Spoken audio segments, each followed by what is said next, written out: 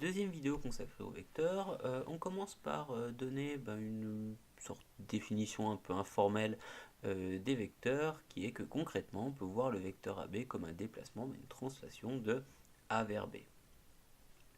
Alors par praticité, même si c'est pas très rigoureux dans la suite, je dirais que A, donc le point de départ, est l'origine du vecteur AB, ou plus précisément d'un représentant du vecteur, comme on le verra un petit peu plus loin, et que B, le point d'arrivée, est l'extrémité du vecteur AB. D'accord? Donc origine pour le point de départ, extrémité pour le point d'arrivée. Alors c'est du vocabulaire qui n'est pas tout à fait standard, hein, mais qui permettra quand même de se comprendre quand on essaiera d'expliquer les choses. Deuxième point, le vecteur correspondant au déplacement de B vers A, donc pas de A vers B mais de B vers A, est le vecteur BA, donc qui se note avec B d'abord, A ensuite, est toujours une flèche vers la droite. Donc quand on exprime un vecteur toujours une flèche vers la droite, il ne nous viendrait pas à l'idée d'écrire une chose aussi saugrenue que AB avec une flèche vers la gauche. Cela n'aurait absolument aucun sens. Une première propriété très importante des vecteurs, donc un quadrilatère ABCD est un parallélogramme. Alors oui, une petite remarque, je rappelle, quand on nomme un quadrilatère, on choisit un point de départ et un sens de lecture, et on s'y tient. Donc ici, si je pars du point A et que je tourne dans ce sens-là, j'ai A, B, C, D. Je peux aussi partir de A par exemple et choisir l'autre sens, ça serait A, D, C, B. C'est le même parallélogramme.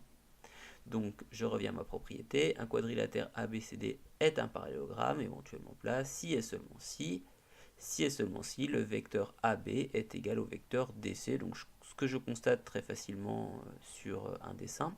Alors on fait bien attention, si ABCD est un parallélogramme, c'est bien le vecteur AB qui est égal au vecteur DC et non pas CD.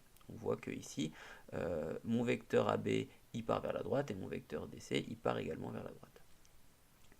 Une petite remarque sur le si et seulement si, donc on rappelle, si et seulement si, ça veut dire que la propriété se lit dans les deux sens, autrement dit que si ABCD est un parallélogramme, alors je peux en déduire que le vecteur AB est égal au vecteur DC, et réciproquement que si le vecteur AB est égal au vecteur DC, alors ABCD est un parallélogramme.